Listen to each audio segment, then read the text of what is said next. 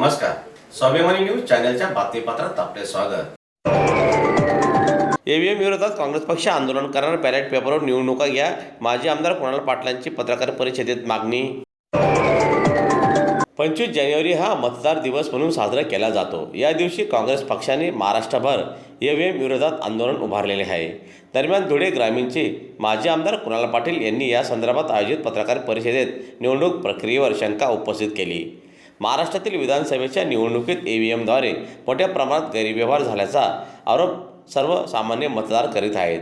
निवडणूक आयोगाने निवडणूक प्रक्रियेतील मतदानाचे आकडे वेळोवेळी बदलल्यामुळे निवडणूक पारदर्शक नसल्याचे देखील माजी आमदार कुणाल पाटील यांनी आज आयोजित पत्रकार परिषदेत सांगितले.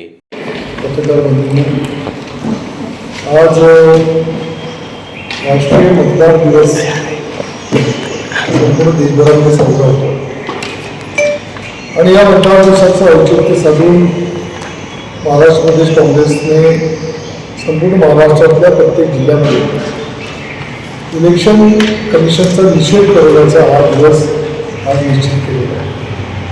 प्रत्येक जिल्ह्यामध्ये जागोजागोवरती आंदोलनं होत आहेत आणि पत्रकार परिषदेच्या माध्यमातून लोकांमध्ये जनजागृती करून इलेक्शन कमिशनने केलेलं जे एकंदर दडपशाहीचं कृत्य आहे, ज्याच्यामध्ये ईव्हीएम मशीनच्या माध्यमातून या संपूर्ण इलेक्शन प्रक्रियेमध्ये झालेला घोळ हा लोकांच्या समोर आला पाहिजे, याकरता आजचा हा निषेध दिवस नोंदवला जातो.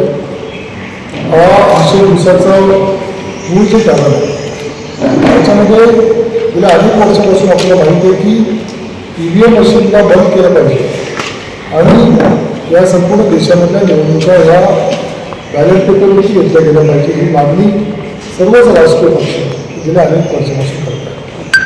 जेव्हा काँग्रेस पक्ष सत्तेमध्ये होता तेव्हा भारतीय जनता पक्षाचे आताचे पंतप्रधानसुद्धा ही मागणी करताना आपला अनेक वेळा दिसलेला आहे.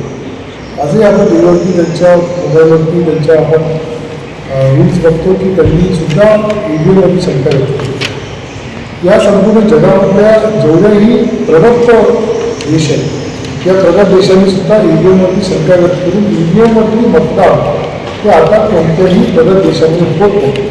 आणि असं असताना सुद्धा या देशामध्ये ईव्हीएमवरती मतदान करण्याचा आग्रह आणि हक्क हा इलेक्शन कमिशन हा कोणाच्या तरी आग्रहावरून करतोय, ही गोष्ट अत्यंत स्पष्ट झाली.